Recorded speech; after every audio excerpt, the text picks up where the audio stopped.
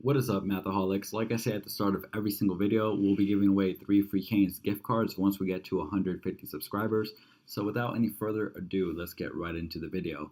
So in this little example that I have here in our chart, this is a made-up game that I just made for this example. It's boys and girls who shot a basketball into a hoop. And then here we see the percentages of boys who made it, boys who missed it, girls who made, girls who missed, etc. And this is actually the way I did it when I was in middle school. We did do this scenario, and that's how we learned our frequency tables. So I figured I'd just explain it the exact same way that I learned it. Now, as you can see here, we have some questions that we need to figure out. And I apologize if those questions are too close to the chart. It's not really convenient for your eyes.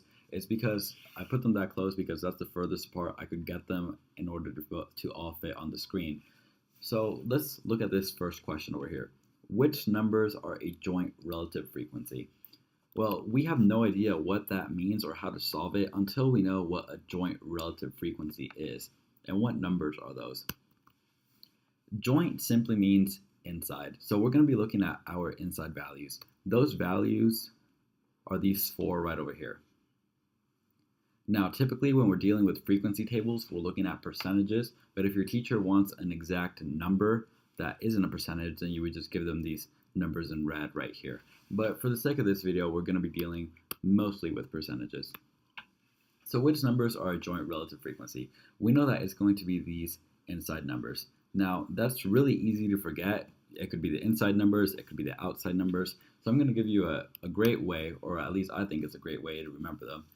Joint starts with a J, and I told you that joint means inside numbers. Then the letter right before J in the alphabet, it's an I. Inside starts with the letter I.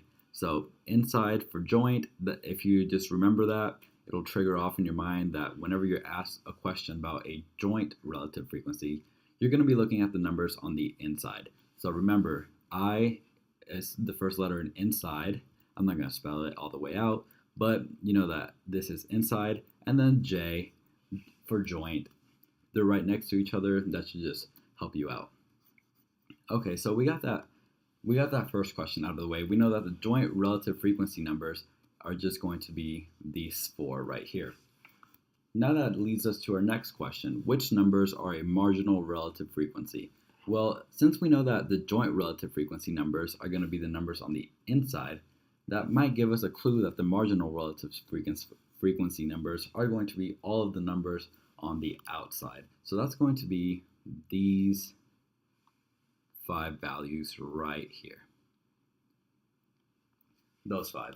Now you just got to remember the I and the J next to each other in the alphabet. So that'll easily mean that if the joint numbers are the inside ones, the marginal ones have to be the outside ones because we're not left with any other options. So just remember, inside is for joint, and then outside is for marginal. I'll write the I and J example right here just so you can remember it. So now that we have those things written down, let's go on to our next question. I don't want to say it's a more complex question, but it is a question that applies to the two definitions that we were just given. So the question says, what is the marginal relative frequency of girls who played the game? This question has a few hints in it in order for us to answer it. So the first hint is marginal. What do we know about marginal? Marginal means we need to be looking at these outside numbers right over here. So immediately we only want to look at those numbers that are highlighted. Now our next hint is girls. Okay, so that means we only want to look at girls. We're only looking at girls in this example. Okay? And the entire question is, what is the marginal relative frequency of girls who played the game? Well, if a girl made a basket or if a girl missed the basket, that still means the girl played the game. So that is just going to be the total for girls. Because we know marginal is the outside number and we're only looking at the girls column. So that is how we know that the answer is just going to be 60.6% for this one. I'm going to go ahead and just write that for us. 60.6%. Okay, perfect. You see, these questions aren't that bad once you just think about them and understand the definitions. So the next question asks us, what is the conditional probability that if given a boy, he also missed a basket? Now, we don't have a definition for conditional probability, but we do have a definition for marginal and joint. So we are going to apply both of those things we know in order to find the conditional probability. Basically, a condition is, if given one example, what is the likelihood that another example happened? So what does this all mean? What is the conditional probability that if given a boy, he also missed a basket?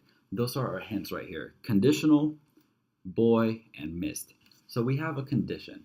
What is the condition? It has to be a boy. So we're only going to look at boys right now. Where on this chart can I only find boys? It's going to be right over here. All right. That if given a boy, he also missed a basket. Now, where can I find missed? Missed is, right over here. Perfect. So we see that 9 boys missed a basket out of 13. So how do we figure that out? Figure out that percentage. All we need to do is divide 9 into 13, and we get approximately 69 or 70%. All right, so that's going to be 69. No, it rounds down, 69%. How did we do that? I'm going to explain that one more time, a little bit quicker this time.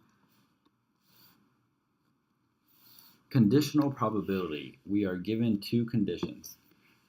Given a boy, once again, we look only at the boy section. He also missed a basket. We look at the maid. Nope, we're not looking at maids. We look at missed. Yes, we're looking at missed. Perfect. I should put that in green check mark. So now we see we're missed right over here and boys overlap. That happens to be here. But why didn't we pick that 27.2%? Why couldn't we have said, it's 27.2%? The answer is already given to us. Why did we have to do 9 divided by 13 to get that answer? Well, if we divide 9, let me erase some of these extra lines I just made. Not that one. Okay. If we divide 9 into 33, we're going to get 27.2%. But is that what the question is asking us? No, because we're not looking for out of total amount of people who played. We're only looking for the total amount of boys who played. That is why we have to divide 9 into 13, which is how we got our 69%. I hope that example was a bit clearer to you, and if not, it's okay. We have another example coming up. All right, I'm going to delete this now. I'm sure we all understand it. Last question. Given that they made a basket, what is the conditional probability that they were also a girl? All right, so I'm going to ask you a few questions. Are we going to look in this category right here at this 100%? No, we're not. Okay, are we going to look right here in this column? No, we're not. And are we going to look in this column? No, because this column is telling us information on boys. We're not really looking for the information on boys. We're not looking for information on girls either. We're looking for information on people who made a basket. Why is that? Because that is given to us in the question right here. So out of the people who made a basket, now I'm really wondering, where do I need to look? Where can I find people who made a basket on this chart? Right over here. So this is the only column row, I should say, we want to look at right now. Out of the people who made a basket, okay, we have that selected. What is the conditional probability that they were also a girl?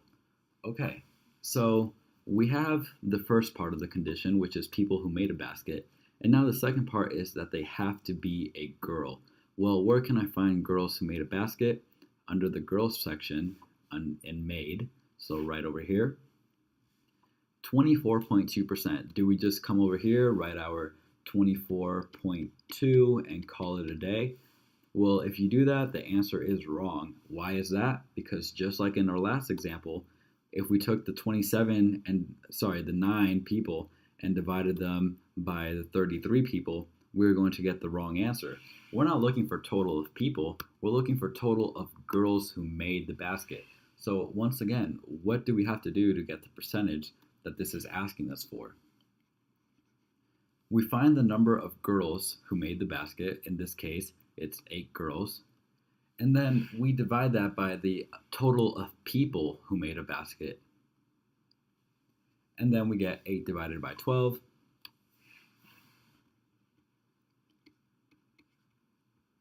You can just leave that. I'm leaving this one as a fraction because I left this other one as a percentage.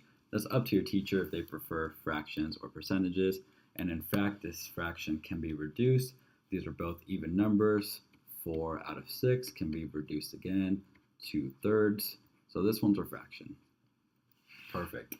So I'm going to explain that last question one more time just in case it was a little bit confusing, because I want to make sure we all understand how to do problems like these. Okay, there we go. All right, so given that they made a basket, what is the conditional probability that they were also a girl? And if you already understand how to do it, then you can just end the video, but just in case that you don't, I don't want you to leave this video with any confusion, which is why I'm explaining it one more time. Made a basket, perfect. Where do we look? Right over here, because these are the people who made a basket. All right. What is the conditional probability that they were also a girl? All right. We're only looking in this one category that's boxed in because those are the people who made a basket. That's the only place we need to look. Now, the probability that they were also a girl, here's where the girls are. Here's the number of girls who made the shot, 8. And we divide by the total number of people who made a basket.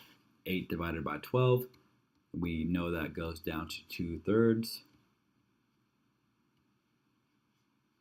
And that is how we got our answer. Just like I say in every video, if you have any questions, please leave them down below and I'll make sure to get back to each and every one of you. I hope this video helped you out, and if it did, please like and subscribe. Thank you very much, and I hope you're doing a great job learning math.